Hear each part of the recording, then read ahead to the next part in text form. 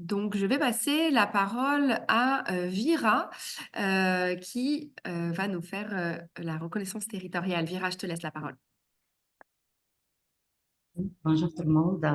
Merci d'être avec nous aujourd'hui à midi. Donc, pour commencer cette rencontre, cet événement-là, j'aimerais faire la reconnaissance territoriale et reconnaître que la Fondation du Grand Montréal, tout comme beaucoup de nos partenaires et beaucoup des personnes qui nous soutenons, travaillent pour le bien-être des communautés installées sur les territoires autochtones non cédés.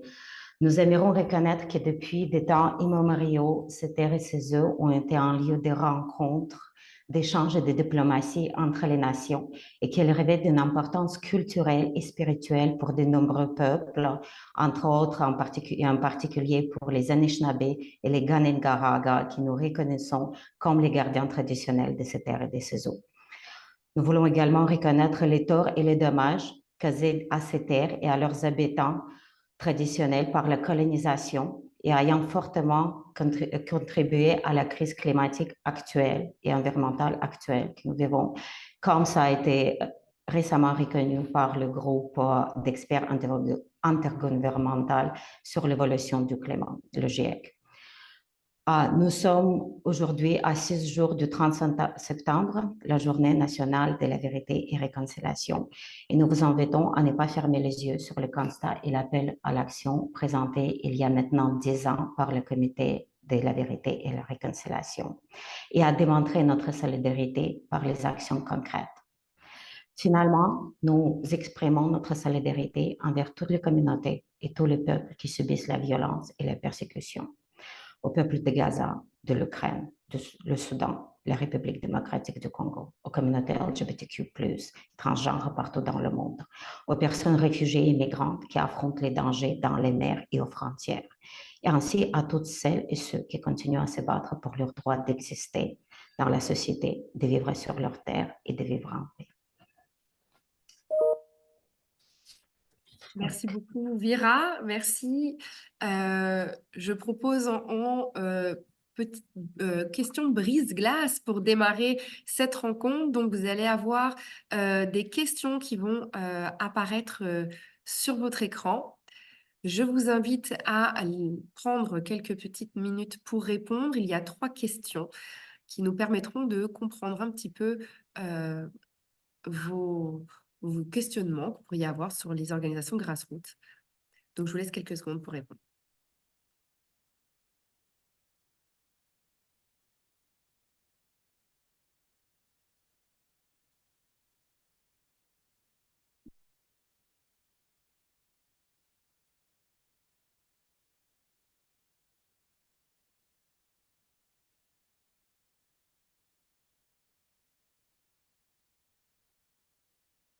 Encore une petite minute. On a déjà 70% des personnes qui ont répondu. Donc, merci beaucoup pour votre participation. Je vais pouvoir bientôt afficher à l'écran euh, les résultats et laisser la parole à notre animateur du jour, Chuck, qui pourra se présenter également suite à la clôture de ce sondage. Donc, je le ferme et je vous partage les résultats. Alors, selon vous, donc l'enjeu de la justice climatique doit occuper une place importante, plus importante dans les politiques et les programmes. Vous êtes quand même 93% à dire que vous êtes entièrement d'accord et 7% pas tout à fait d'accord. Euh, dans quelle mesure la justice climatique est-elle intégrée dans les projets ou les programmes environnementaux de votre organisation? C'est quand même assez varié. 54% quand même sont basés sur la justice climatique et environnementale. Et enfin, à 78%, la place devrait être centrale au niveau des communautés, des citoyens de l'élaboration et la mise en œuvre des programmes de politique environnementale. Très intéressant. Donc, je vais arrêter le partage maintenant et laisser la parole à Chuck. Merci. Bon matin tout le monde, et je dis bon matin parce que je me trouve de- à 10 heures du matin. Mais allô, allô, allô. Merci beaucoup d'être ici, merci d'avoir comme inscrit dans ce beau webinaire, puis j'ai vraiment hâte pour notre conversation. Juste afin qu'on commence notre conversation sur le même avec la même longueur d'onde. Donc, pour commencer, en offrant comme une petite présentation afin de nous donner une fondation similaire sur l'enjeu de justice climatique. Je viens de partager mon écran. Est-ce que je peux juste recevoir une affirmation verbale que tout le monde peut voir mon écran? Oui, on le Oui, voit. on le voit. Parfait. J'adore quand la technologie fonctionne parfaitement. Donc, lançons là-dedans. Tout d'abord, je m'appelle Chuka Denibo. Je suis votre animateur pour aujourd'hui. Je me trouve à Falaise, en Alberta, un petit village francophone qui se trouve sur le traité numéro 8 et le patrimoine métis numéro 6 au nord de la province, près de la frontière avec le territoire du Nord-Est et la Colombie-Britannique, donc ce coin de l'Alberta au nord là. Je suis franco-albertain, c'est quand même évident de mon accent. Quand je suis arrivé au Québec il y a quelques années pour faire ma maîtrise, il y avait comme une madame qui m'a dit quand tu parles et j'ai fermé mes yeux, je vois quelqu'un sur le dos d'un cheval en train de manger une baguette avec le fromage bleu. So, si cette image vient à votre esprit, c'est tout à fait normal. C'est juste mon accent. Je suis le directeur conseil de l'évaluation de l'impact à l'Institut Tamarack. C'est un plaisir d'être ici parmi vous aujourd'hui. Je suis quelqu'un qui est vraiment passionné par la lutte contre le changement climatique et surtout par la justice climatique. En effet, cette année, j'ai été honoré avec la médaille du couronnement du roi Charles numéro 3 pour mon travail visant à lutter lutter pour la justice climatique au Canada. J'ai fait partie des discussions assez importantes à plusieurs niveaux du gouvernement, à l'échelle du gouvernement fédéral, aux échelles provinciales, à l'échelle communautaire et aux échelles grassroots, pour vraiment trouver des solutions, des manières d'être pour lutter pour la justice climatique et faire en sorte que notre avenir soit à la fois juste et respectueuse envers l'environnement. Donc, c'est un plaisir d'être ici parmi vous. Et aussi, j'ai tellement hâte pour cette conversation. Je vais commencer à me timer parce que, vu que c'est un sujet qui me passionne, j'ai l'habitude de juste commencer à râler un peu. So, avec tout cela en tête, lançons là-dedans la communauté face à la crise climatique. Faisons une petite mise en contexte. Tout d'abord, il faut qu'on reconnaisse qu'on vit l'oppression intersectionnelle à travers le changement climatique. Donc, pour plusieurs parmi vous, surtout les personnes qui luttent dans un milieu bilingue, vous connaissez le mot intersectionnalité. Le mot, c'est une francisation du mot anglais intersectionality, qui a été inventé par Kimberly Crenshaw, une madame noire et une femme noire aux États-Unis qui voulait trouver une moyenne d'exprimer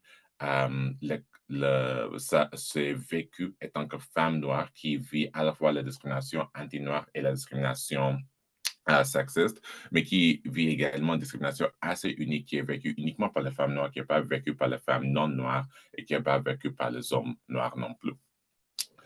Et donc, elle a donné naissance au cadre d'intersectionnalité, qu'on traduit en français par l'oppression intersectionnelle, qui essaie de comprendre le fait que la façon qu'on vit sur la Terre, la façon qu'on vit nos identités, la façon qu'on existe dans nos sociétés est vraiment, vraiment nuancée et nos identités et la façon que nos identités se manifestent, s'interagissent avec l'autre, ont un impact sur la façon dont on est traité dans nos sociétés à large. Et par conséquent, ça veut dire également que lorsqu'on vit des crises sociétales comme le changement climatique, ça n'affecte pas tout le monde de la même façon. So, si on regarde dans un contexte canadien, on sait que les personnes autochtones sont plus impactées que les personnes allochtones. Pour les personnes qui ne savent pas, allochtone est la version française du mot settler en anglais. So, les femmes sont plus impactées que les hommes, les personnes noires sont plus impactées que les personnes blanches au Canada, les francophones au Canada spécifiquement sont plus impactées que les anglophones par le changement climatique, les personnes allosexuelles sont plus impactées que les personnes hétérosexuelles, j'en passe. Et j'ai des exemples pour chacun. Si on parle de personnes autochtones, on sait qu'il y a bien sûr le côté accès aux ressources et tout ça, mais aussi un côté émotionnel, un côté spirituel. Et les études qui demandent le plus que tu es connecté à la nature, le plus que tu trouves la paix, le bien-être dans la nature, le plus que tu es impacté lorsque la nature subit des changements importants, des changements graves. Ça nuit à votre santé. Même si ce n'est pas votre santé physique spécifiquement, ça va nuire à votre santé mentale ou votre santé spirituelle aussi, qui vont par la suite avoir des impacts sur votre santé physique. Euh, pour le fait que les femmes sont plus impactées que les hommes, il y a plusieurs exemples à donner, mais un exemple assez facile à donner est sur le contexte de violences domestiques. Chaque étude démontre que lorsqu'il y a un impact négatif sur l'économie, on voit une augmentation de violences domestiques contre les femmes spécifiquement à travers le monde. Et on sait que le changement climatique a un impact négatif sur l'économie, ce qui entraîne une augmentation de violences domestiques contre les femmes. Les personnes noires sont plus impactées que les personnes blanches. Vous avez vu que la population noire au Canada est la population la plus urbanisée dans le pays. Il y a beaucoup de raisons historiques liées au racisme par rapport à ça, mais ça veut dire aussi que les populations noires sont plus impactées par les îlots de chaleur, par tout ce qui se passe dans un centre urbain. Grâce au changement climatique, ça impacte beaucoup plus les populations noires que d'autres populations dans ce pays. Pour les francophones, sont plus impactés que les anglophones. C'est un phénomène spécifiquement canadien, dans le sens où au Canada, on a l'habitude de produire les connaissances, de faire les innovations en anglais, et par la suite, peut-être faire la traduction en français. Donc, ça veut dire que les communautés francophones ont souvent moins de ressources, moins des outils, moins de connaissances à leur accessibilité à utiliser pour lutter contre le changement climatique.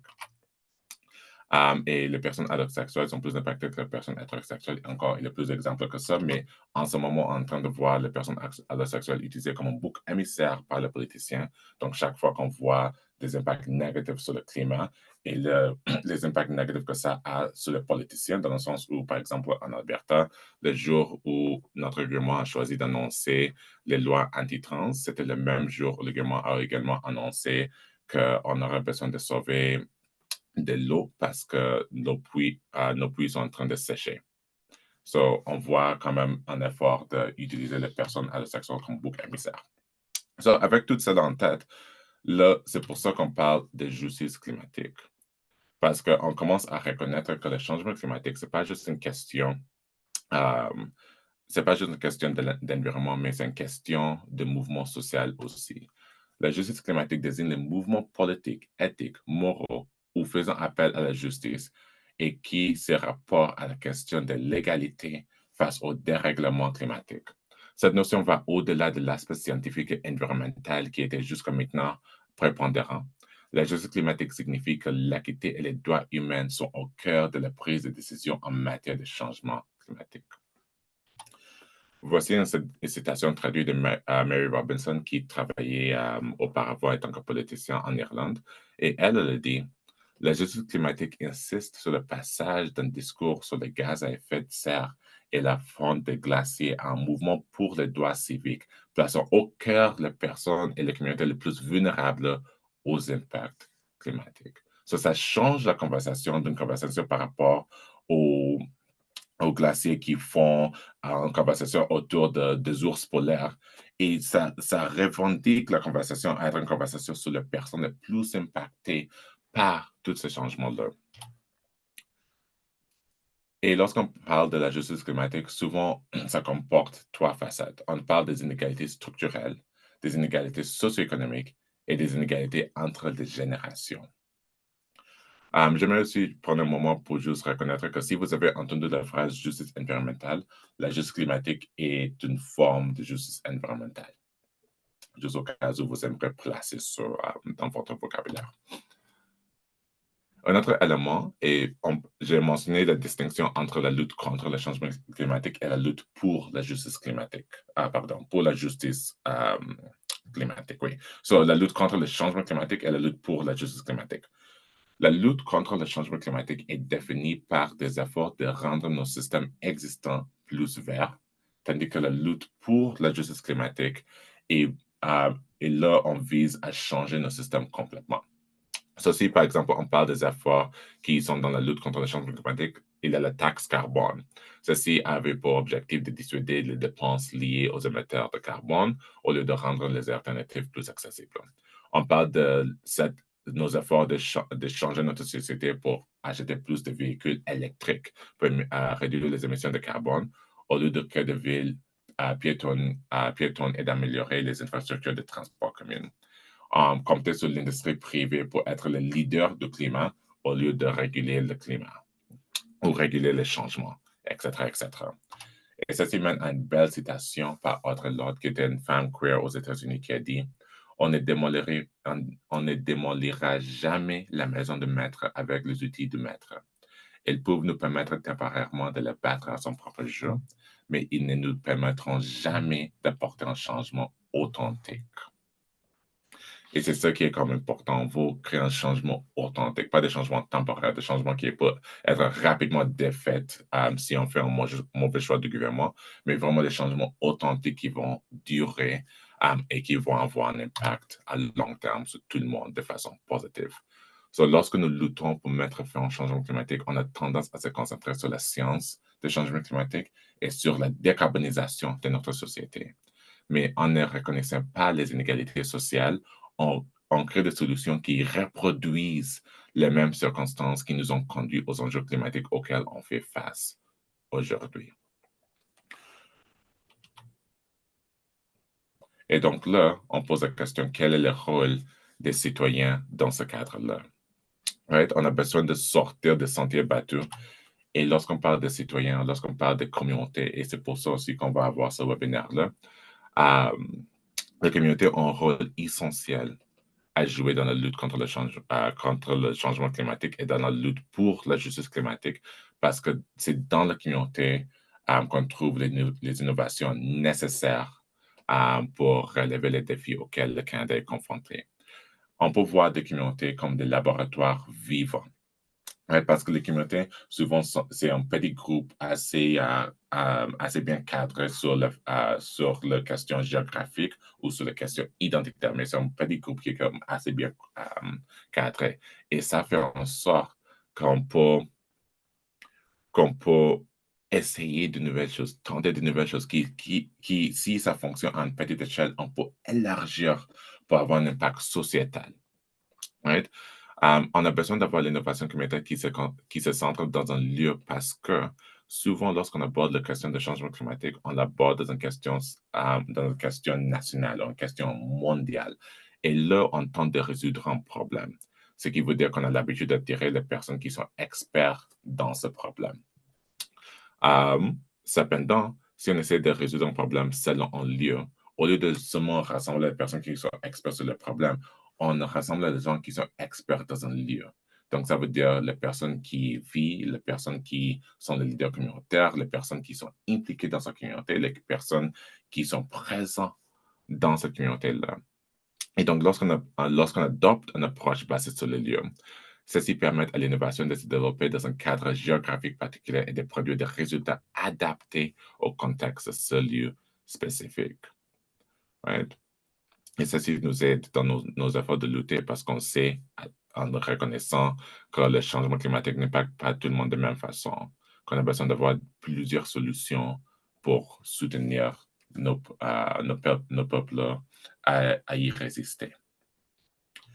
Je termine cette présentation avec cette belle citation de Al Admasky. Notre ingéniosité est un aspect de nous-mêmes sur lequel nous pouvons compter et non une spécialité réservée à quelques-uns. Les gens dits ordinaires inventent constamment des solutions que la plupart d'entre nous ne peuvent pas voir. C'est pour ça que les communautés ont besoin d'être au cœur de tous les changements qu'on aimerait faire. Avec cela en tête, j'aimerais prendre un moment pour partager la scène avec les panélistes qui vont partager les connaissances, les expériences vécues aujourd'hui avec chacun de vous. Je vais commencer avec Alexandra. Alexandra, je vous donne les prochaines 5 minutes et je vous invite à vous présenter et répondre à la question, qu'est-ce qui vous a poussé à vous engager dans le mouvement Grassroots? Merci déjà pour cette présentation. Merci pour l'invitation aussi. Mon nom, c'est Alexandra Pierre. Donc, je vais me présenter rapidement et répondre à la question en même temps. Je suis basée à Montréal. Voilà. Voilà. Je suis une militante depuis une vingtaine d'années dans les milieux communautaires, milieux féministes. Aussi sur la question des droits humains, je suis toujours militante à la Ligue des droits et libertés. J'en ai été la présidente pendant 4 ans, durant la pandémie, par ailleurs, je tiens à le noter, où est-ce qu'il y avait toutes sortes d'enjeux de droits humains. Je m'intéresse aux questions de migration, d'antiracisme, de féminisme, je l'ai dit, autour des enjeux féministes, mais aussi depuis quelques années aux enjeux d'environnement. Je mène un projet en ce moment sur la perspective des femmes noires et des femmes racisées sur l'environnement au sens large, mais aussi sur les crises environnementales. Donc, comment comment elles parlent d'environnement, comment elles perçoivent cet environnement-là, comment elles décrivent les crises environnementales, incluant les crises climatiques, mais nous, on est plus large. Les crises environnementales, comment elles en décrivent les causes, quelles sont leurs réflexions sur les relations avec les animaux non humains, avec, je ne sais pas moi, le plein air, l'agriculture. Donc, environnement au sens très, très large. Ce qui m'a intéressée au mouvement grassroots, ça fait très longtemps que je milite. J'ai eu l'occasion de participer à toutes sortes de mouvements, d'organisations. Entourage aussi, beaucoup de personnes qui luttent contre l'islamophobie, beaucoup de personnes rencontrées, notamment autour des luttes contre la loi 21, toutes les luttes sur les questions antiracistes, les questions féministes aussi, qui peuvent être grassroots, mais pas toujours. Et pour ce projet-là spécifique, je me suis intéressée à la question environnementale par le biais de ce collectif que j'anime avec d'autres femmes et personnes non binaires.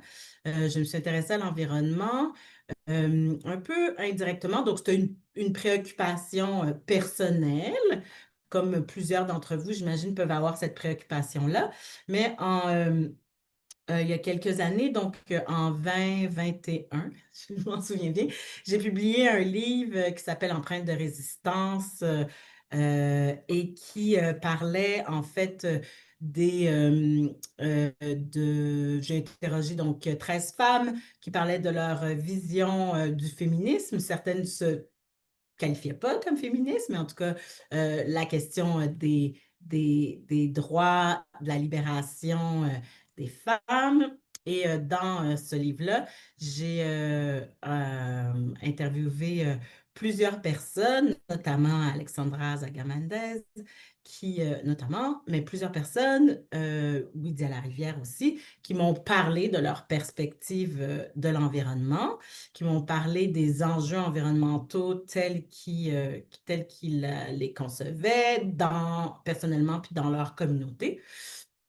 Et ça m'a amené à m'intéresser à ces enjeux environnementaux, mais aussi aux groupes plus institutionnels, mais aussi plus grassroots qui travaillent là-dessus.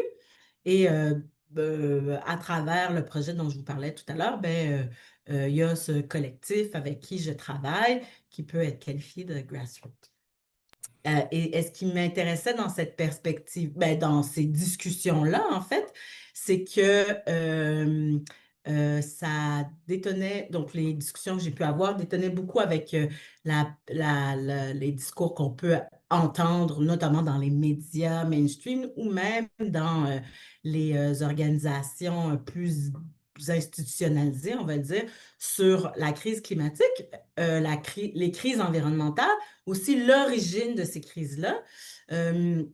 Beaucoup, et on aura l'occasion d'en reparler, je vais arrêter ma présentation là-dessus, mais beaucoup des discussions que j'ai eues et que je continue à avoir ancrent vraiment les crises environnementales telles qu'on les connaît et telles que plusieurs communautés, populations, espaces géographiques la connaissent depuis très longtemps dans la colonisation. Dans ce processus de colonisation, C'est un peu cette perspective décoloniale de l'écologie, cette réflexion des racines coloniales des crises environnementales qui m'intéresse. Voilà. J'espère que j'ai répondu à la question. Merci beaucoup, Alexandra. On commence à comme donner un peu le piment à notre conversation parce que maintenant les gens sont comme, ouh, je commence à. C'est quand tu es en train de comme cuisiner la nourriture, puis là, tu commences à avoir faim parce que tu commences à sentir comme le, l'odeur qui sort. So là, déjà, on commence à pimenter notre nourriture. C'est excellent. Joad, je te cède la parole. Même question. Pourquoi vous avez comme engagé dans le mouvement Grassroots? Pourquoi vous êtes ici? Qui êtes-vous? Oui, oui, bonjour. Je vais me présenter d'abord. Je m'appelle Jawad. Ça fait environ une vingtaine d'années que je milite dans différents mouvements sociaux. Je suis issu, comme beaucoup de personnes de ma génération, du mouvement étudiant, en fait, et donc du mouvement pour le droit à l'éducation. Donc, à travers les réflexions sur la justice sociale, c'est beaucoup ce qui m'a animé dans ma jeunesse. Et la question de la crise climatique, la question environnementale, un peu, c'est annoncé à nous à un certain moment et c'est quelque chose qu'on n'a pas pu venir, en fait, comme une réalité. Je pense que rapidement, beaucoup de camarades avec qui j'avais été dans ces différents mouvements pour la justice sociale se sont disséminés aussi dans ce qu'on pourrait appeler les différents groupes grassroots, les mouvements émergents pour la justice climatique, mais aussi pour la justice environnementale en général. En ce moment, je travaille comme coordonnateur francophone au Hub de mobilisation pour la justice climatique. Et je pense que l'histoire du Hub est un peu l'histoire de pourquoi je suis intéressé au groupe Grassroots. Fait que je vais peut-être passer à travers justement mon emploi pour en parler. Le Hub, en fait, ça a été créé vraiment pas longtemps après les grandes mobilisations pour la justice climatique de 2019. Donc, peut-être vous en rappelez le 15 mars 2019, puis le 27 septembre 2019, d'importantes mobilisations qui étaient issues de la société civile, qui venaient de groupes qui n'étaient pas les grandes organisations. C'est vraiment venu au départ de jeunes dans les écoles secondaires avec des mouvements comme Pour le futur Montréal, dans les universités avec la planète s'invite à l'université. Et ce moment-là était vraiment assez important et a brassé la cage, en fait, dans les consciences de la population québécoise sur les enjeux de justice climatique. Et le Hub, en fait, a été créé pour reconnaître l'importance et la nécessité d'avoir des groupes grassroots pour permettre, en fait, de dépasser et de répondre à la crise climatique à laquelle on faisait face. Et donc, c'est à travers cette volonté-là d'être à la fois un groupe un peu ONG, c'est-à-dire venir de la philanthropie, venir être structuré avec des salariés, mais en même temps être en lien direct avec les groupes grassroots qui constituent pour nous le tissu, en fait, qui va permettre la résistance par rapport aux différents enjeux et aux enjeux de notre époque, je pense, aux différentes crises de notre époque. Et donc, c'est un peu pour ça que la question de l'organisation grassroots, à mes yeux, est centrale. En fait, c'est de voir, en fait, comment ces groupes-là ont joué et jouent un rôle encore aujourd'hui dans les enjeux de justice, et justice sociale, mais aussi justice climatique. Et donc, moi, à travers mon expérience que j'avais eue au préalable, le travail que je fais au Hub, qui est un travail vraiment de transmission de connaissances, c'est quelque chose qui me semble nécessaire pour justement éviter les coupures souvent qu'il y a dans les groupes grassroots, c'est-à-dire c'est des groupes émergents qui souvent n'ont pas de ressources préalables, qui répondent à des nécessités immédiates ou à des nécessités qui sont dans le territoire. Donc, avoir des groupes qui permettent de faire le suivi, je pense que c'est quelque chose d'important et c'est le rôle, en fait, que moi, en tant que militant, je veux jouer là-dedans et que j'ai l'impression qu'ils permettent justement à ces groupes de pouvoir avoir la force et la puissance nécessaires pour pouvoir répondre justement aux différents enjeux auxquels on a à faire face. Je vais pas trop m'allonger sur qui je suis, le groupe d'où je viens, et je vais peut-être passer la parole tout de suite, comme ça on va pouvoir rentrer après plus dans le vif du sujet de pourquoi l'organisation Grassroots. Merci. Parfait. Merci beaucoup. Et finalement, last but not least, nous avons Vira qui vient de notre organisme hôte, la Fondation du Grand Montréal. Vira, veuillez prendre un moment pour vous présenter, expliquer pourquoi vous êtes ici aussi. Bonjour tout le monde encore. Merci beaucoup. Donc, je m'appelle Vera, je travaille à la Fondation du Grand Montréal depuis bientôt 3 ans. Je suis conseillère en partenariat communautaire et je suis intimement impliquée. J'ai vraiment l'honneur d'être impliquée dans plusieurs de nos programmes de financement, notamment le Fonds pour le climat et transition écologique, qui à travers lequel nous pouvons soutenir plusieurs groupes citoyens, les mouvements grassroots qui luttent justement pour la justice climatique, comme tu as bien expliqué, non seulement contre les changements climatiques, mais pour la justice climatique. Moi, pourquoi je suis là à la Fondation et pourquoi je fais le travail que je fais partie de la génération qui a vu les empires tomber. J'étais née les dernières années de l'Union soviétique et c'était quelque chose qui m'a qui a marqué, déterminé toute ma vie, toute ma génération. Donc, on a vu l'établissement de démocratie et je crois toujours, et à l'heure actuelle que nous sommes, je crois toujours fortement à la capacité des gens de créer les démocraties, de maintenir les démocraties, d'amener le changement positif parce que je l'ai vécu. Et je faisais partie des gens qui sont sortis au début des années 2000, qui sont sortis passer l'hiver dans les rues parce que nous avons résisté au mouvement, à tous les changements politiques négatifs qu'on avait à l'époque de nos pays. Et donc, ça, c'est plus au niveau personnel, mais professionnel, pourquoi nous soutenons pourquoi nous croyons, c'est ça qui nous amène de croire que à la fin, c'est dans les communautés où il y a des réponses. À la fin, face à l'impossibilité au niveau politique de s'entendre, face à l'impossibilité d'avoir toujours le même avis, c'est les communautés qui font face tous les jours au changement climatique, mais aussi aux oppressions intersectionnelles qui aussi doivent être reconnus comme ayant des réponses à tout ça. Et j'ajouterais aussi que tu as parlé de cette de dimension émotionnelle et spirituelle, et je pense que c'est beaucoup dans les communautés, dans les mouvements grassroots, on voit que toutes ces dimensions, les dimensions sociales des crises que nous vivons, les dimensions émotionnelles, les dimensions spirituelles, parce que nous ne le vivons pas comme les crises séparées. Nous le vivons comme l'ensemble, comme un tout. Et je pense que les réponses que nous devons chercher, c'est aussi les réponses qui sont beaucoup plus complexes, beaucoup plus multidimensionnelles, c'est les réponses à tout. Et donc, c'est pas facile. C'est pas facile et c'est pas à travers des projets éparpillés qu'on peut le trouver. Donc, c'est quelque chose qui demande beaucoup de perspicacité, beaucoup de motivation et c'est ça notre raison. Finalement, c'est ma raison personnelle, c'est notre raison collective de soutenir et collaborer et d'apprendre aussi des mouvements citoyens face à cette crise-là. Ah, c'est magnifique. Ah, regarde à quel point nous avons hâte. Nous sommes au restaurant, nous avons hâte pour notre repas. Le piment sont ajoutés. Ah, c'est magnifique de partager l'espace avec chacun de vous. Et ce que j'ai trouvé vraiment intéressant de chacun de vos présentations, et le fait que, et juste vais partager mon écran rapidement, je mentionnais que la justice climatique comporte de nombreuses facettes, inégalités structurelles. Là, on a Vera qui représente ça, les inégalités socio-économiques. On a Alexandre qui lutte contre ça. Puis, on a les inégalités entre les générations et on a Joad qui travaille dans ce domaine-là aussi. Ça, c'est vraiment magnifique qu'on a un groupe parfaitement divers pour discuter de la justice climatique, de toutes ces facettes aussi. So, on va lancer dans la première question. Quel rôle est joué par les mouvements citoyens et groupes grassroots dans la lutte contre la crise climatique et la transition socio-écologique? Ça, c'est question 1. Sous-question, y a-t-il des choses que les grassroots peuvent accomplir mieux que les institutions ou les organismes environnementaux? So, je vais mettre la question dans le clavardage pour que tout le monde ait l'accès à la question. Et je vais commencer avec Joad. Grande question. Premièrement, peut-être je commencerai par définir un peu pour moi les différents groupes grassroots qui sont présents dans les enjeux de lutte pour la justice climatique.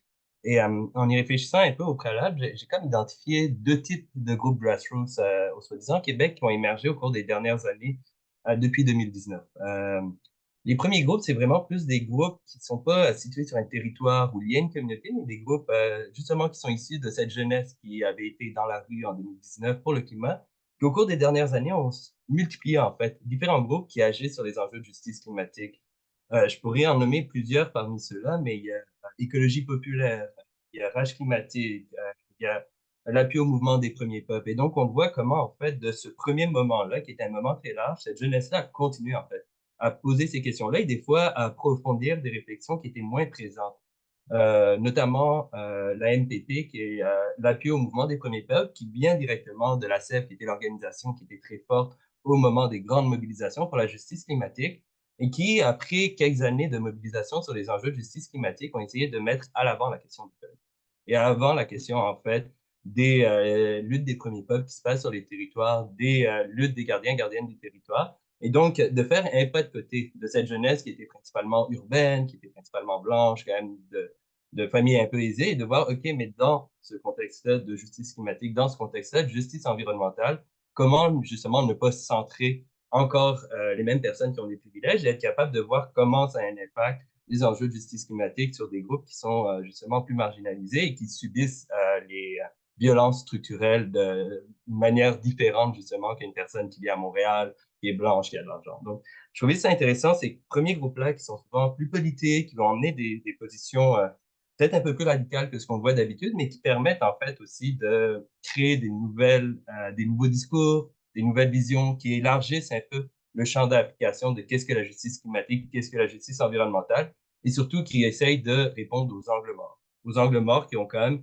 été présents depuis des décennies dans le mouvement écologiste, dans le mouvement pour la justice climatique, en adressant justement des enjeux systémiques qui doivent être au cœur de la lutte pour la justice climatique. Donc ça, c'est les premiers groupes que je voulais parler. Les deuxièmes, et ça va répondre un peu plus à la question de qu'est-ce que le mouvement grassroots fait différent que les grandes organisations et les institutions. C'est ce que j'appellerais les groupes situés dans un territoire et une communauté. Quand on parle de groupes grassroots, c'est souvent des groupes émergents qui vont répondre à un enjeu spécifique, un problème qui est territorialisé et qui touche une communauté spécifique.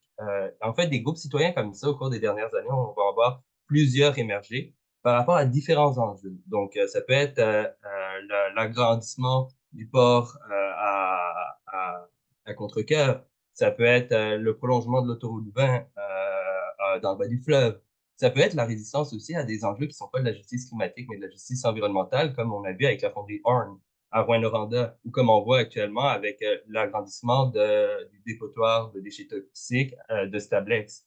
Ça peut être aussi des enjeux par rapport à des mines qui se multiplient en ce moment un peu partout dans le sud du Québec. Notamment, on a vu en Outaouais une grande mobilisation citoyenne contre la mine de la Loutre, où il y a eu des mobilisations de plusieurs personnes. Ces groupes-là, qui sont aussi des groupes citoyens, qui sont des groupes grassroots, qu'ils ont comme force, en fait. Et peut-être, je vais revenir à cette question-là, c'est qu'en étant ancrées dans le territoire, en fait, elles connaissent le territoire. Et en connaissant le territoire, elles voient les changements, en fait, qui peuvent être emmenés justement par ces grands projets industriels. Et elles peuvent agir vraiment rapidement sur ces enjeux-là parce que justement, elles savent qu'est-ce qui se passe, où il se passe. Peut-être un des exemples que je donnerai là-dedans, c'est le groupe Mobilisation 6600 à Montréal qui est actif depuis bientôt une dizaine d'années par rapport à un projet d'agrandissement de transbordement de marchandises pour le port de Montréal et qui, en fait, vu qu'ils sont juste à côté, en fait, du territoire où il y a ce projet-là, ils peuvent agir rapidement. Donc, à un moment donné, il y a le Canadien national qui avait juste mis du glyphosate, qui est un pesticide quand même toxique, qui est interdit à Montréal. Ils en avaient épandu sans rien dire. Et vu que la communauté était juste à côté, vu qu'ils connaissaient leur territoire, ils ont pu intervenir en moins d'une semaine pour pouvoir justement protéger la santé publique des gens.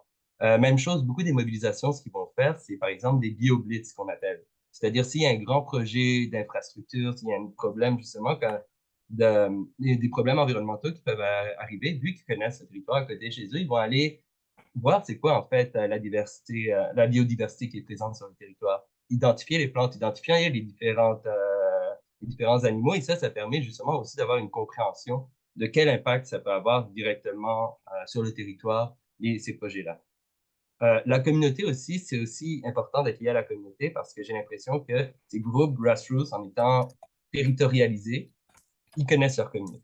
Et ça, c'est un des problèmes que beaucoup de groupes écologistes ou pour la justice climatique peuvent avoir, c'est avoir des gens de Montréal, qui viennent t'expliquer comment tu dois agir par rapport à un grand projet dans ta ville. Donc, par exemple, le projet de prolongement de l'autoroute 20 ou les débats autour de la fonderie Horn sont des débats, en fait, qui sont assez conflictuels au sein de la communauté. C'est pas tout le monde qui est d'accord et ça fait en sorte que ces groupes-là, ils connaissent déjà, en fait, les conflits qui sont présents. Ils savent, en fait, c'est qui leurs voisins, voisines, et ils voient les impacts, justement, de comment mener le débat pour faire en sorte, justement, qu'au sein de la communauté, on puisse avancer et de ne pas penser, justement, comme quelque chose qui n'y aurait aucun impact, les différents débats politiques qui pourraient être amenés là-dessus. Donc, c'est vraiment des éléments que je trouvais importants à nommer, ce rapport territoire, ce rapport communauté. Et finalement, peut-être le dernier point, c'est la question émergente. En fait, c'est des groupes émergents. Et c'est des groupes émergents qui permettent et qui ont l'agilité, en fait, de pouvoir agir rapidement. Et ça, c'est le grand problème des organisations et des institutions. C'est que des fois, faire bouger ce géant que peuvent être ces ONG, ces institutions écologistes, ça peut prendre des mois. Ça peut prendre de prendre position, que chaque groupe soit d'accord à prendre position et de pouvoir bouger, tandis que ces groupes grassroots-là ont cette capacité, en fait, de bouger rapidement, et ce qui permet aussi de pouvoir répondre plus rapidement aux différentes problématiques auxquelles on fait. Peut-être dernier point, puis après, je passe la parole. Au début de la rencontre, on a parlé de la question de la reconnaissance territoriale, et je voulais quand même parler de la question des groupes grassroots, notamment dans les communautés autochtones. En ce moment, il y a plusieurs luttes pour la souveraineté territoriale sur le territoire du Québec, notamment contre le projet de loi 97, mais il y a aussi des mobilisations par le passé pour sauver les désolé, j'ai un trou de mémoire, désolé, euh, pour avoir un... En tout cas, je vais y revenir. Mais disons, cet enjeu colonial-là sur le projet de loi 97 a emmené à la création de plusieurs groupes autochtones au cours des derniers mois. Que ce soit l'Alliance Mamo, qui regroupe des gens des communautés Innu, Atikamekw et Anishinaabe sur cet enjeu-là, et ou des groupes d'Autochtones urbains qui sont créés comme le FRAP ou FRIDA, qui en fait sont des jeunes autochtones qui vivent en ville et qui voulaient apporter justement ces différents projets. Et ils sont souvent pas liés directement à leur communauté, à leur réserve, à leur nation. Et ça permettait en fait ces groupes grassroots-là de donner une voix à des groupes des fois qui n'ont pas la voix pour parler. Et donc, je trouvais important, dans ce contexte-là, où on voit d'importantes luttes pour la souveraineté territoriale liées aux enjeux écologistes de préservation de la forêt, de voir aussi le soutien au groupe grassroots comme aussi un soutien aux groupes émergents au sein de l'aide des communautés autochtones, au soi-disant Québec, et de voir en fait comment un soutien aussi aux grassroots, c'est un soutien justement aux communautés qui sont marginalisées, qui d'habitude n'ont pas une voix qui puisse être portée facilement, mais que quand il y a des moments comme ça, ben, c'est le moment en fait pour les soutenir, pour leur permettre en fait d'amplifier leur voix et de pouvoir justement parler sur le Québec d'aujourd'hui, de demain, comment réussir à le décoloniser tout en protégeant nos forêts et la biodiversité et en général la question climatique. Ouais, ça. Je vais continuer après. Merci beaucoup, Joad. C'est vraiment intéressant que ce que tu as apporté parce qu'un des éléments qui était comme une thématique continue lors de ton discours est le fait que on a besoin de reconnaître ou en effet d'empower les communautés racisées, les communautés marginalisées, les communautés autochtones à prendre beaucoup plus d'espace dans le mouvement grassroots et de soutenir ce mouvement-là dans la lutte pour la justice climatique. Et ce qui est vraiment intéressant, et il y avait une conférence par l'association de psychologues, psychiatres, quelque chose comme ça au Québec. Et là, on a eu une conversation assez importante sur l'éco-anxiété. Et un aspect qui était vraiment intéressant, et l'éco-anxiété est étudié surtout chez les jeunes personnes, des jeunes personnes qui s'identifient comme blanches. Et ce qui est intéressant, ces gens-là ont dit genre, oh, notre génération va vivre un avenir beaucoup plus pauvre que l'avenir de nos parents à nos âges. Mais ce qui est vraiment intéressant, et pour les enfants racisés, nous sommes les rêves les plus fous de nos ancêtres. On a plus de droits que nos parents, on a plus de droits que nos arrière-grands-parents, surtout si tu es issu de l'immigration.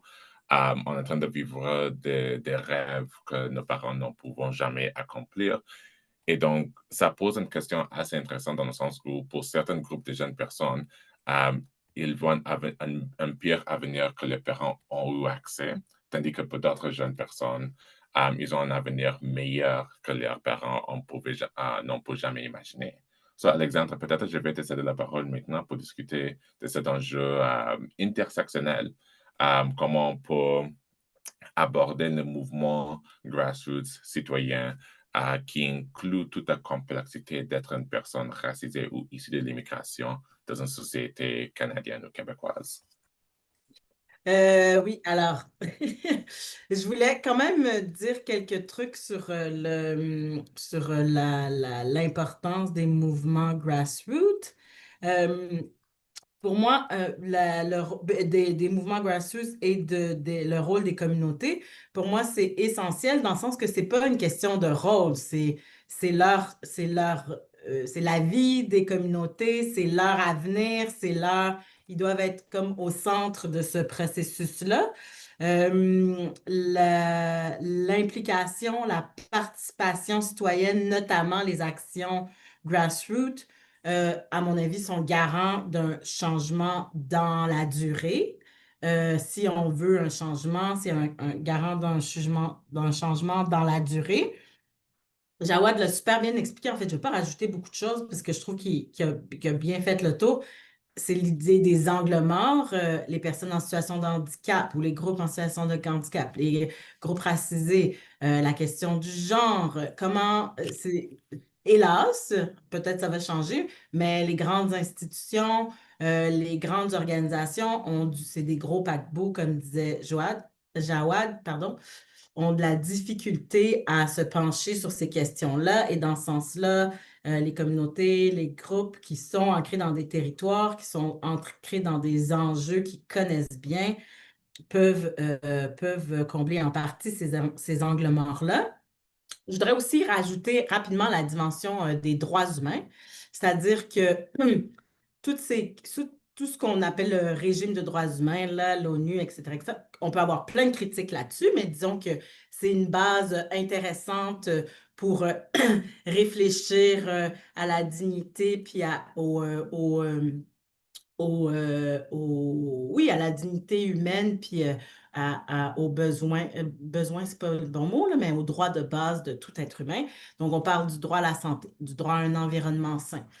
Tous ces droits dans le régime des droits humains, il y a les droits comme tels, mais aussi comment arriver au respect et au plein accomplissement de ces droits-là. Ben, pour chaque droit, l'idée de participation citoyenne est intégrée à ça, c'est-à-dire que c'est dans le régime des droits humains, on parle de droits humains, mais ça implique le fait et que ça sous-entend, et c'est très clair comme dans ces textes et dans les différents traités, ça sous-entend que les personnes, les populations concernées sont les mieux à même de prendre à bras-le-corps les enjeux que pour une question de justice, de droits humains, mais aussi pour une question de faisabilité très concrète. On ne peut pas passer par-dessus les communautés, les personnes, notamment les groupes les plus marginalisés, parce que si on ne fait pas ça, les solutions ne pourront jamais être durables et justes, par ailleurs. Voilà. C'est ce que je voulais rajouter, mais là, j'ai comme oublié ta question. Je suis désolée, Chuck. Non, mais tu as quand même répondu à ma question parce que ma question est une question de transition. C'est une question de quel est le rôle des personnes racisées, comment on peut inclure et impliquer les personnes racisées dans le mouvement grassroots. Tu as quand même répondu à ça. Donc, voilà. Tu vois, c'était la bonne question. Et maintenant, je tourne vers Vira parce que notre thématique qui était vraiment intéressante que je dois mentionner est cette question d'agilité. Le fait que les organismes bien établis, les plus grands organismes, les gouvernements sont très lents à agir, ou même s'ils agissent rapidement, ça prend 1 mois, 2 mois pour se préparer et lancer là-dedans, tandis que les groupes émergents sont rapides, sont agiles, et ça pose la question sur le financement, comment on peut soutenir ce genre de groupe d'avoir l'accès aux éléments nécessaires pour pouvoir avoir un impact positif. Vira, je te cède la parole. Oui, merci beaucoup.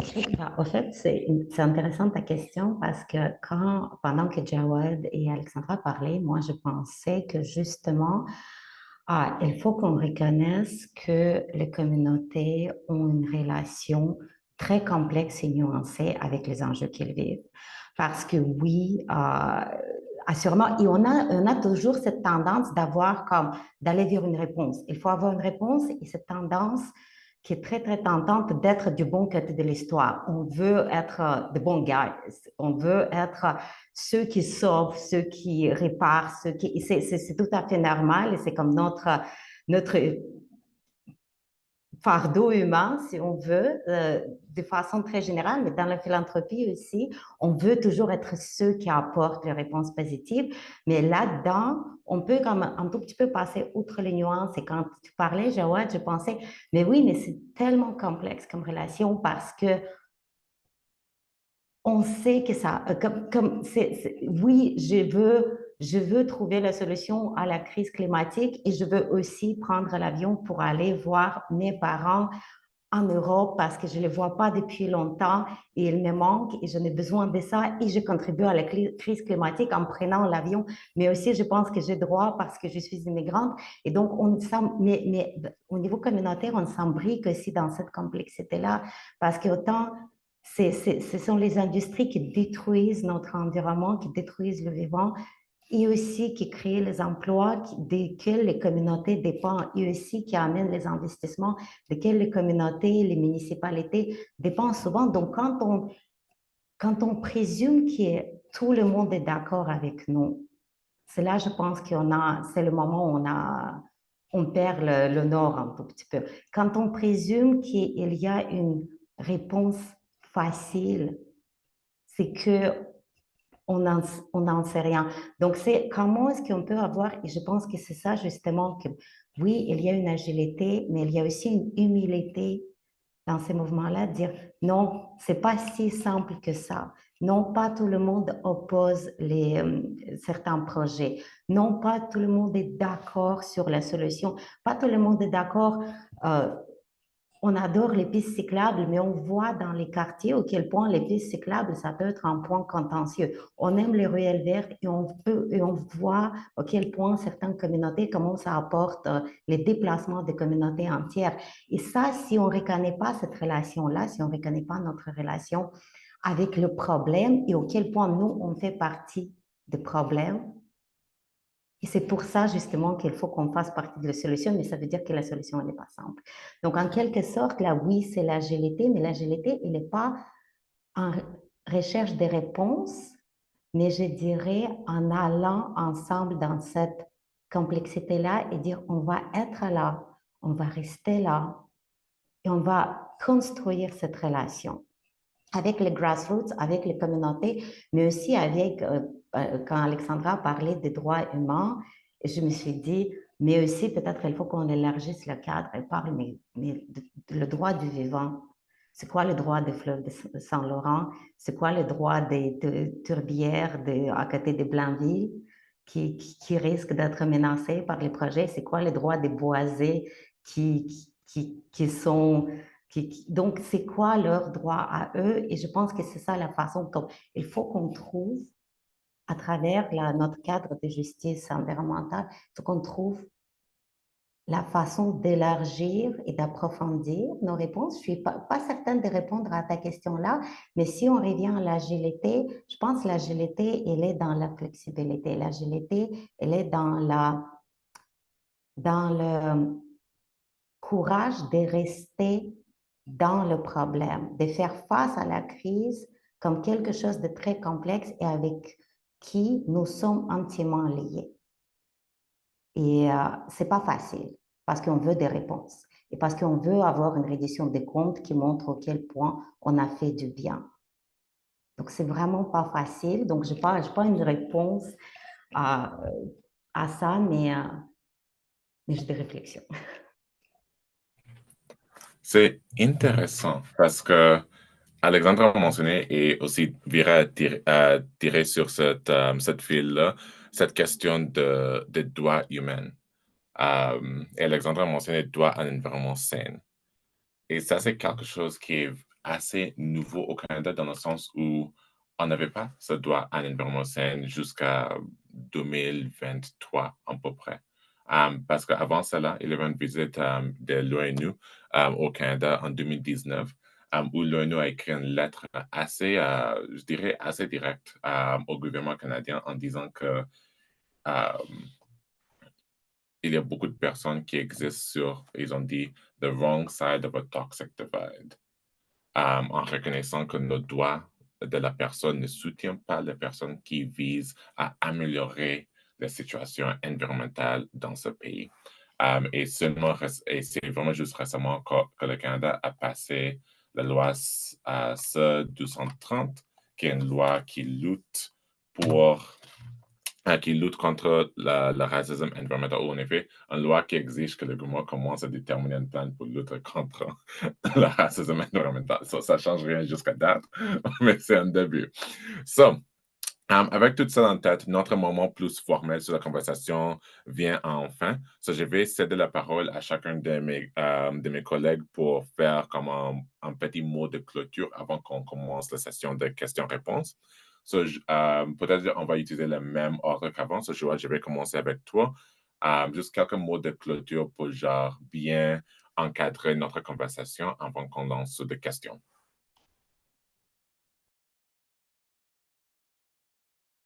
Oui, oui, peut-être pour conclure, je voudrais parler un peu c'est ça, j'ai parlé avec plusieurs groupes en fait, grassroots, qui sont pas proches de la philanthropie avant de venir vous parler pour essayer de comprendre un peu c'est quoi cette relation qui pourrait arriver, qui pourrait être bonne entre des groupes grassroots qui sont présents dans les lieux pour la justice climatique et le milieu philanthropique, qui est quand même un milieu qui, pour beaucoup en fait, leur semble extérieur, voire hostile dans les gens qui s'organisent. Il y a plusieurs éléments, en fait, qui m'ont rapporté. Peut-être les premiers éléments, c'est de ramener le fait que les groupes grassroots, la plupart, en fait, sinon la totalité, ont personne de salaire. C'est des groupes qui sont formés de gens qui sont bénévoles. Ils font ça le soir en rentrant, après avoir couché leurs enfants, après avoir travaillé.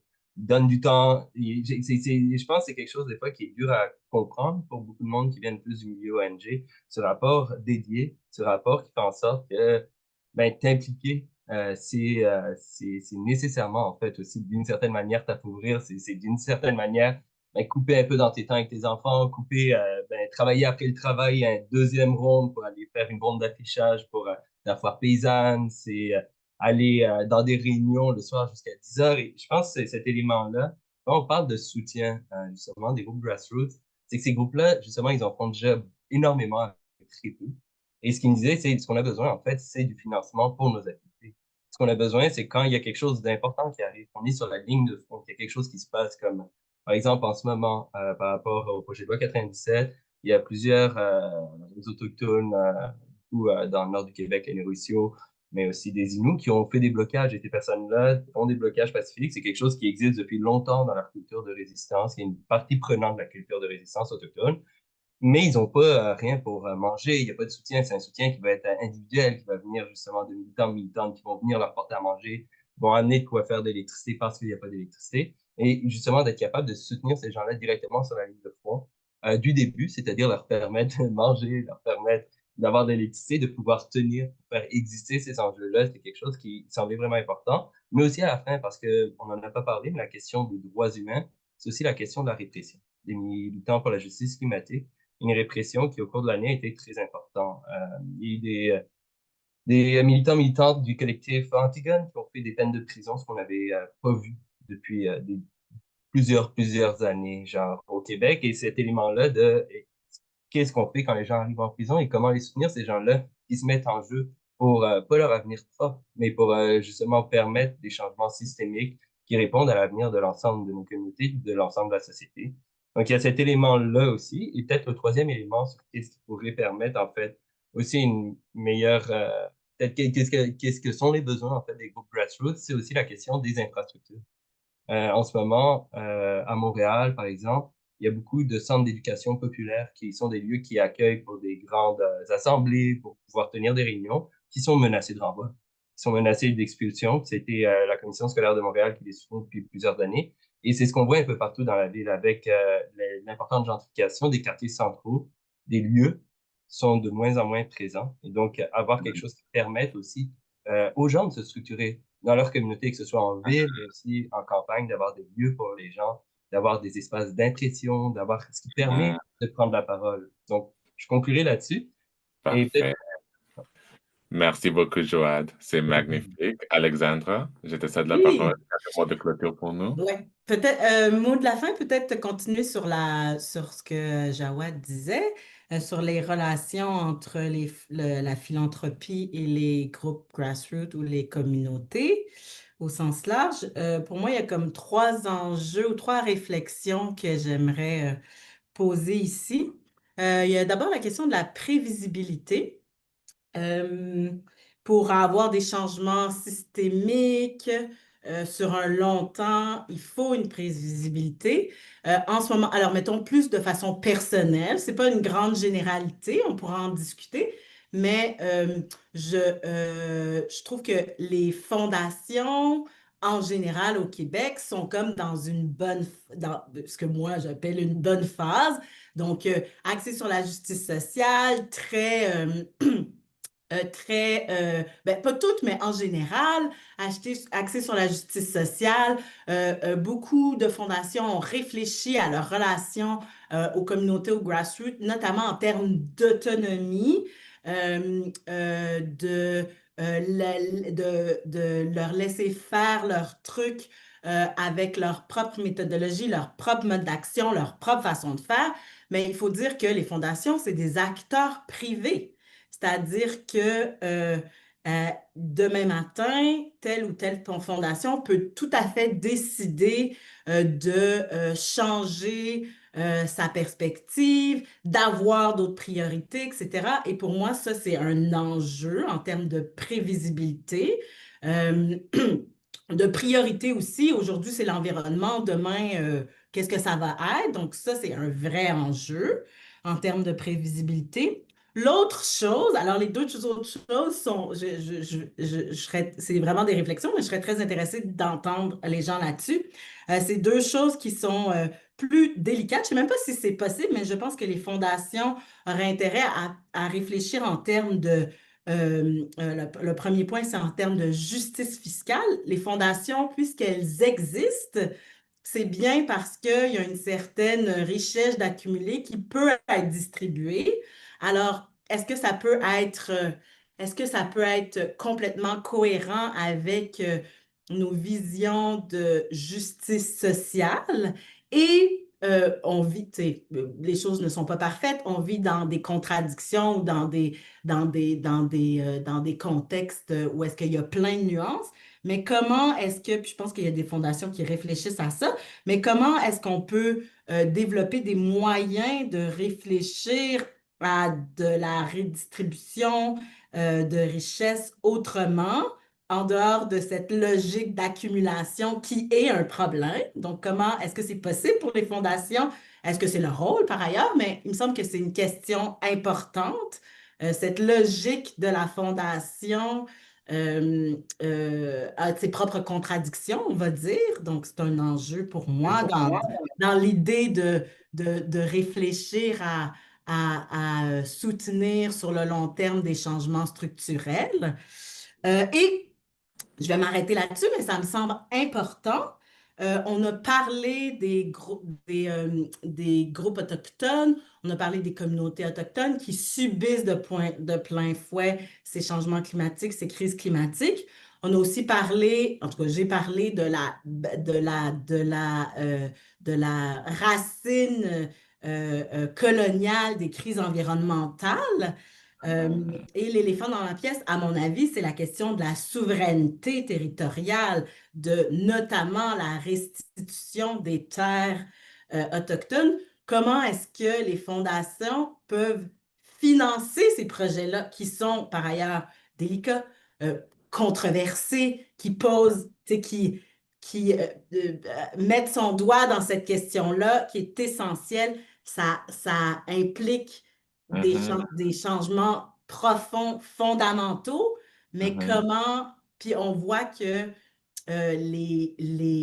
cette question directe de la souveraineté territoriale les projets autour de ça, les réflexions autour de ça sont, vous me direz si je me trompe, mais sont très peu financés par les fondations.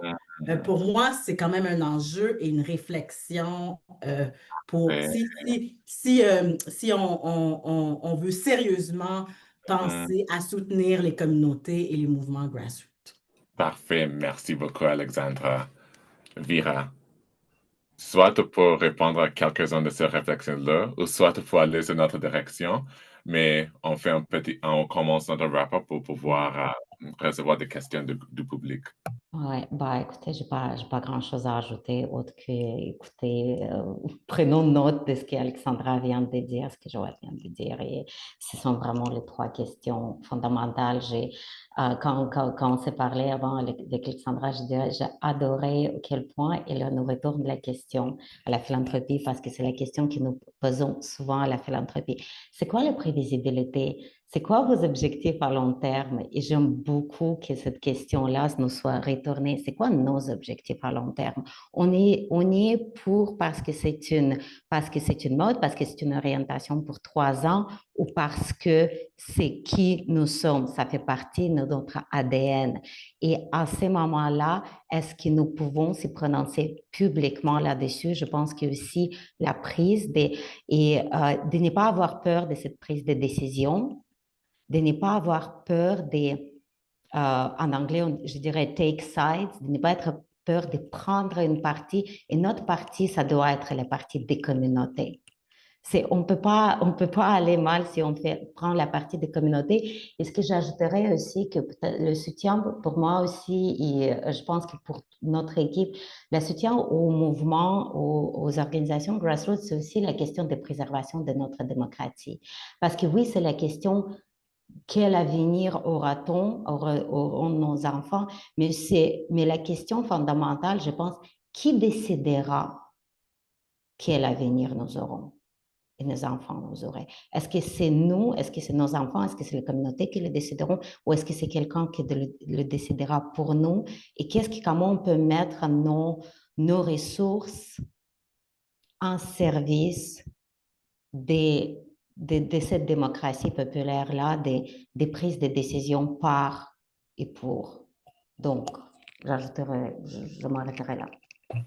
Parfait. Ah, ça c'est beau, toutes ces belles réflexions. Et peut-être je vais juste ajouter aussi que pour certains, on a besoin d'apprendre d'autres communautés.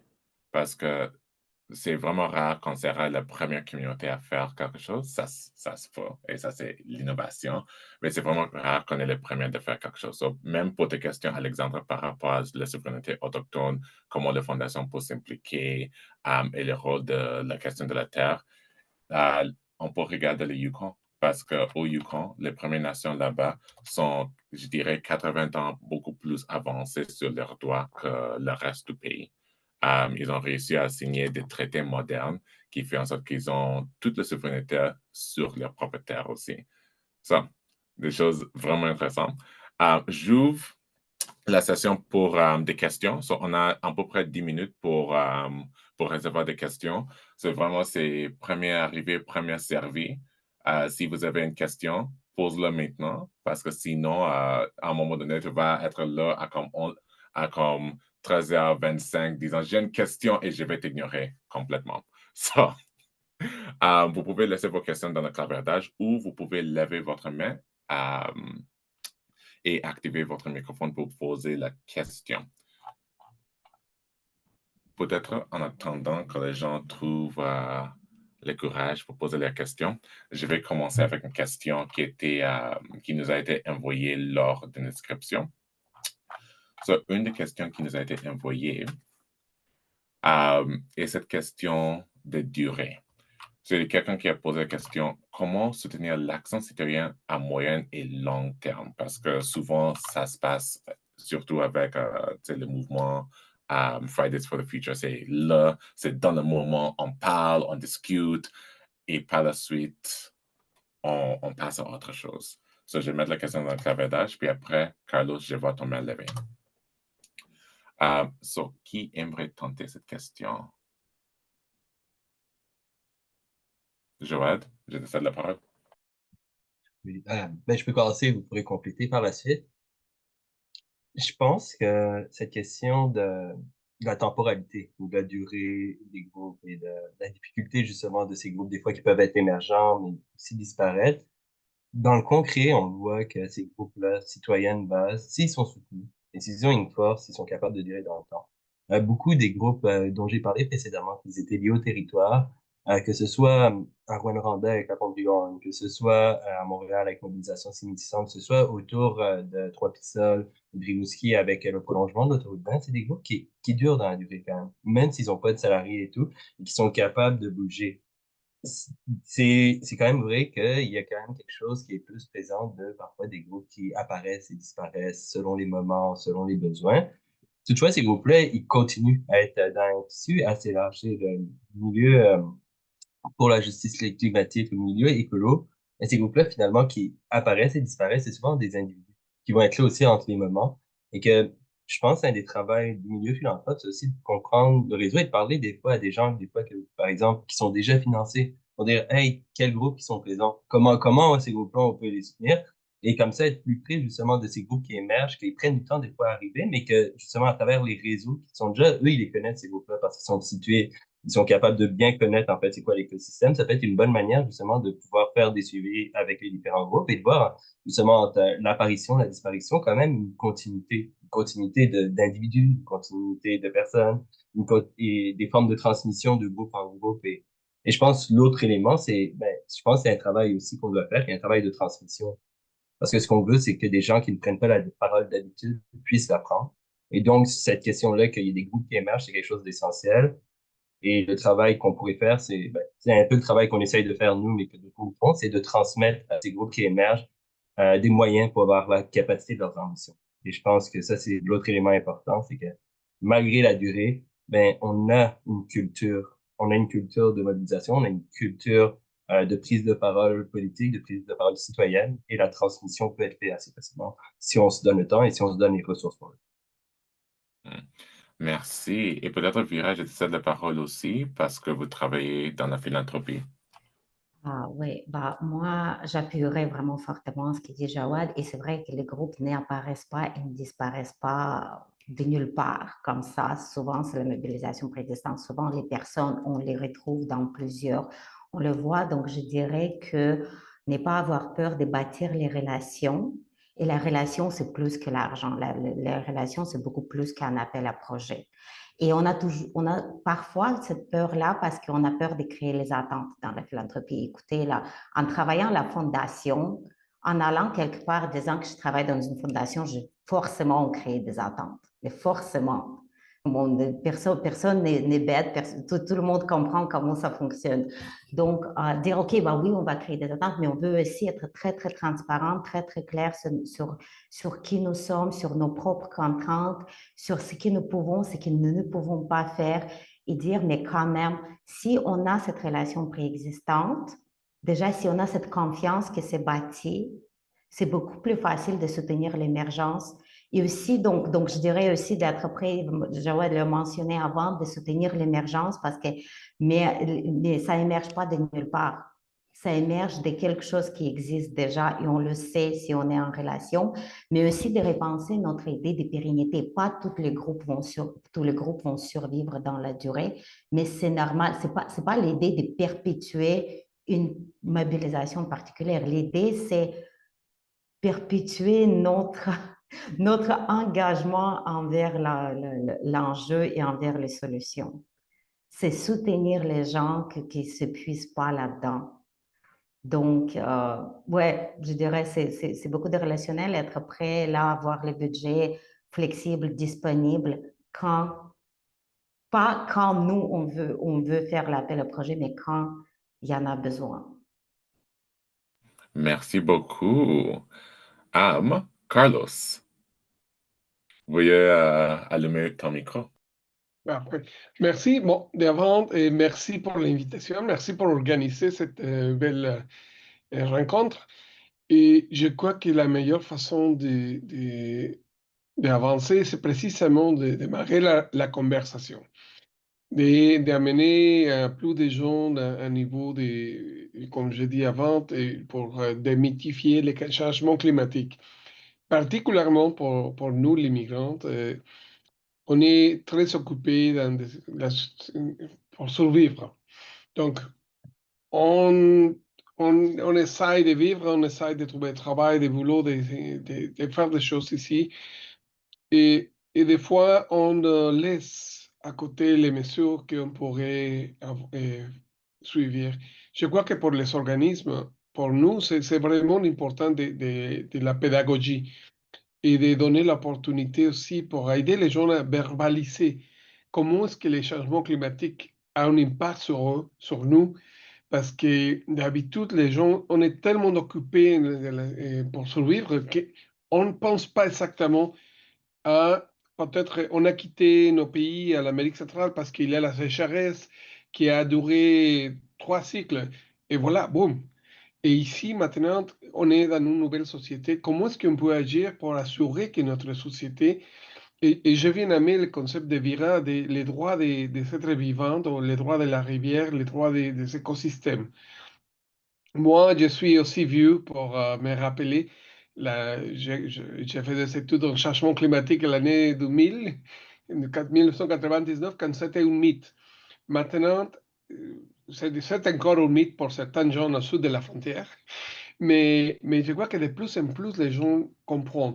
Je crois qu'il faut travailler pour que la lutte pour la justice climatique et pour l'adaptation aussi, pour la résilience, il faut que les organismes, on a une responsabilité particulière pour aider les gens à articuler, à comprendre comment est-ce que ça les impacte et aussi à mobiliser les gens pour demander que les représentants prennent des mesures à ce niveau.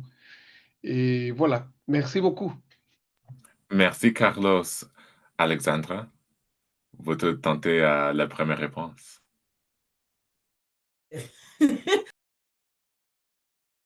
Je vais laisser d'autres peut-être y aller, puis je vais me reprendre après.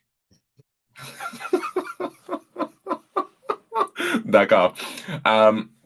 Non, c'était magnifique, Carlos, comme question, comme commentaire aussi.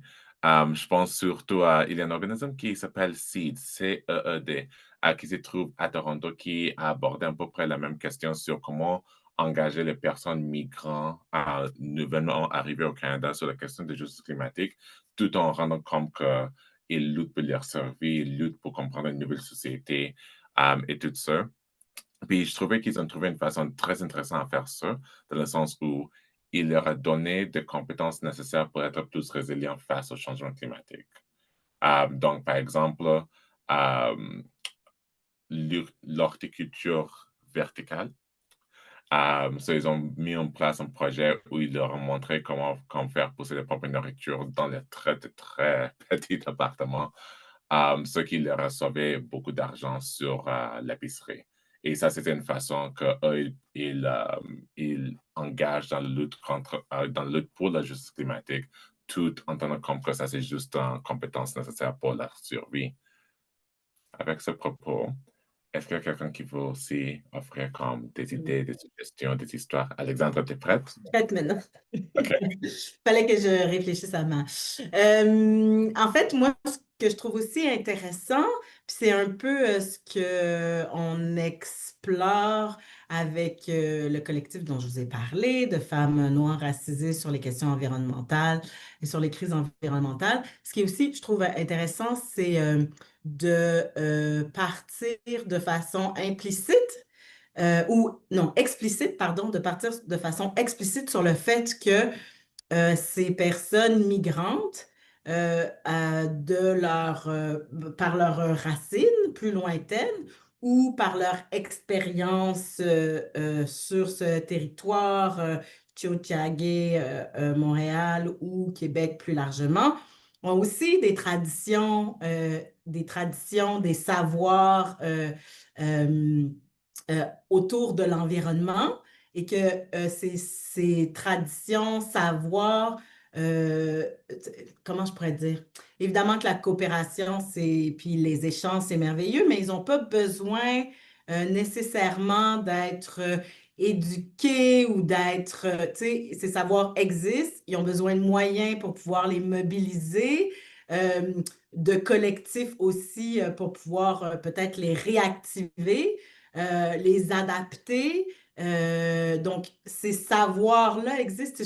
Je pense aux communautés, alors je sais ce qui vient en tête, mais il y a plein d'autres exemples, aux communautés italiennes ou aux communautés québéco-haïtiennes qui font leur petit jardin, qui ont appris un peu dans ce que tu viens de dire, là, donc l'agriculture urbaine collectivement ou dans leur petit jardin, qui ont appris à faire pousser des légumes d'ici, des légumes de leur tradition culinaire, qui savent qu'est-ce qui pousse pas, comment.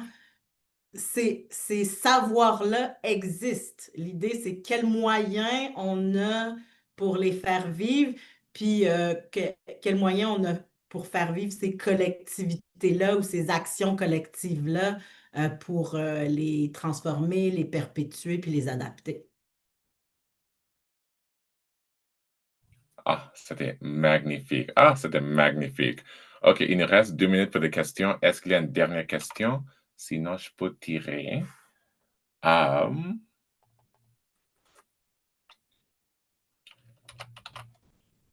Vu que je ne vois pas de questions, je vais utiliser ce moment-là pour la dernière question, qui était comme tirée des inscriptions.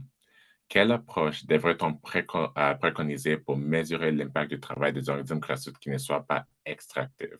Et j'ai choisi cette question parce que je suis le directeur conseil de l'impact de l'évaluation à l'UQTR, ça m'intéresse. Peut-être je vais commencer avec Vira parce que tu travailles pour un bailleur de fonds. C'est souvent quand les gens font l'évaluation, c'est uniquement pour le bailleur de fonds. Peut-être on peut commencer par là. Et par la suite, j'essaie de comme 30 secondes à Alexandre puis Joël. Ouais, ouf, écoute, c'est la question qu'on se pose à tout le temps. Et je pense que la majorité de nos conversations avec les organisations, on les commence par on ne veut pas être extractif, c'est la phrase, mais après, c'est pas non plus. Mais je pense qu'encore une fois, nous, on travaille avec la philanthropie basée sur la confiance. Et c'est pas juste un bon hashtag qu'on utilise. On essaie vraiment de se questionner beaucoup les façons dont on fait. Mais je pense on allège beaucoup le processus de consultation, les conversations, les suivis, les redditions de comptes. Mais je pense que là où on va beaucoup, c'est dans la construction des sens, c'est surtout ne pas imposer.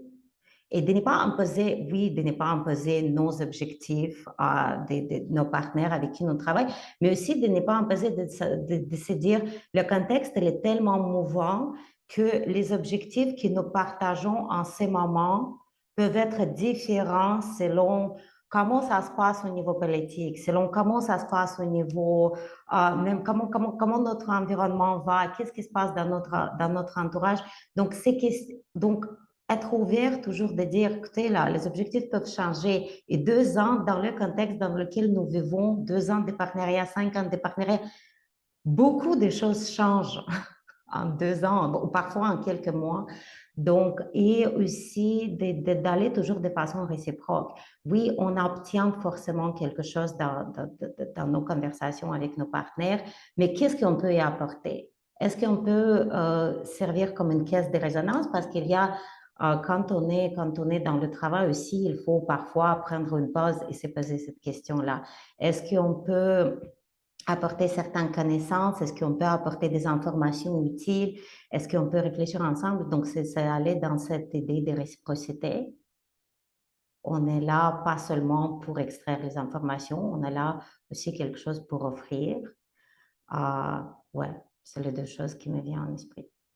Cette question de réciprocité, magnifique. Alexandra, Joël, 30 secondes chacun.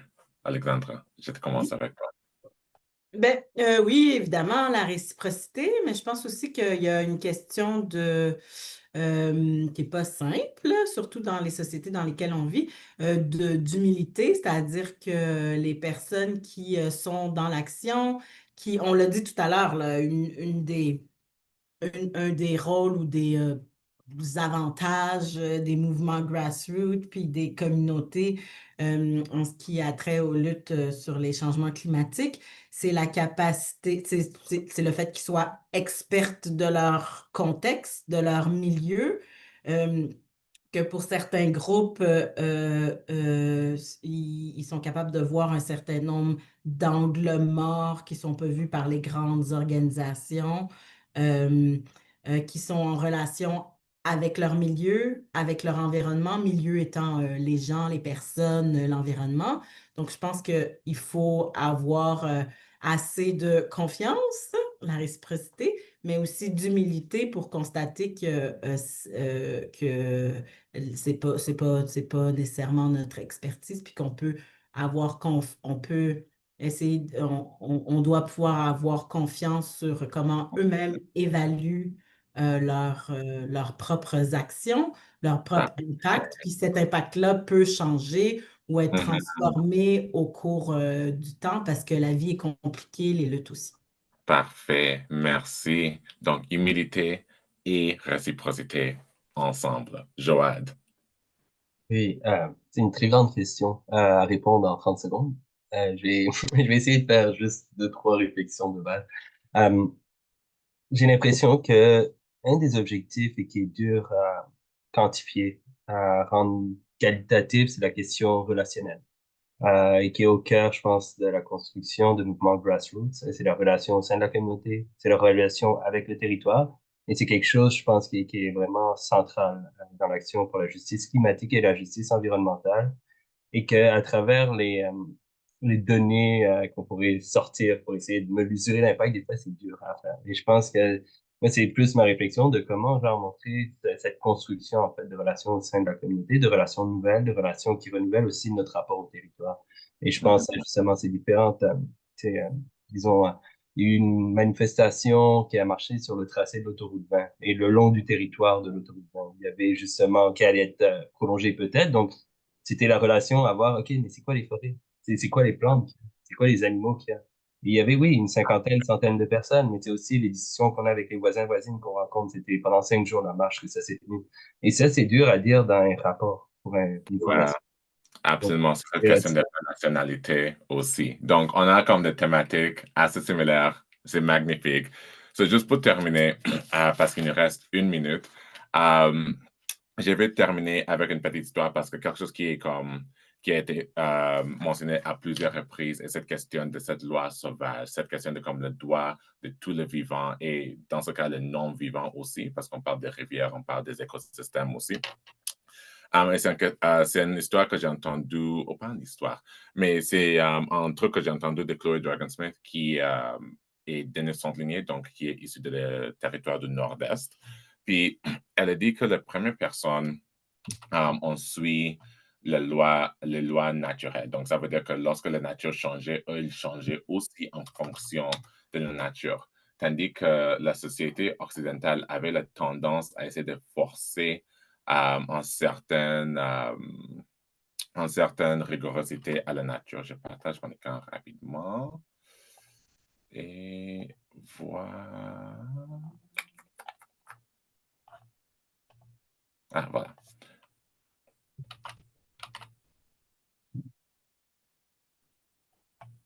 OK, excellent. Est-ce qu'on peut voir mon écran? Excellent. Donc, on a la nature dans cette ligne verte qui fait ce que la nature fait, c'est que comme la nature change au fil du temps, la nature n'est jamais statique. Puis là, on a les sociétés autochtones, les premiers peuples qui avaient l'habitude de changer en fonction de la nature. Donc, on voit un léger décalage dans le sens où ils s'adaptent à la nature change, ils adaptent aux nouveaux changements. Et tu as la société occidentale qui essaie de garder un lien de droit et qui change seulement quand la nature la force à changer. Et donc, ça revient à la question de qu'est-ce qu'on devrait faire, comment on devrait s'engager de bonne façon en tant que société. N'oublie pas que encore, c'est vraiment rare qu'on ait la première personne à faire quelque chose. Donc, il y a une loi assez intéressante au Costa Rica, ça c'est la loi 7317. Je vais mettre ça dans le clavardage parce que je suis vraiment nul avec les chiffres en général. Mais je vous encourage à regarder ça aussi. So, avec tout ça en tête, on termine Personne m'a dit qu'il a des annonces à faire. Merci beaucoup tout le monde d'être ici. Merci d'être parmi nous. Merci encore à nos orateurs, oratrices, d'avoir Merci. partagé leurs connaissances, leur expertise, leurs réflexions et aussi être aussi vulnérable devant vous, tout le monde, pour dire je ne sais pas la solution, mais voici mes pensées dans l'instant. So, je vous souhaite bon après-midi ou bonne soirée à Montréal. Pour moi, ça va être l'après-midi bientôt. Mais bonne soirée, dors bien tout le monde. Et à la Merci prochaine. beaucoup. Merci Merci pour beaucoup. l'invitation. Merci.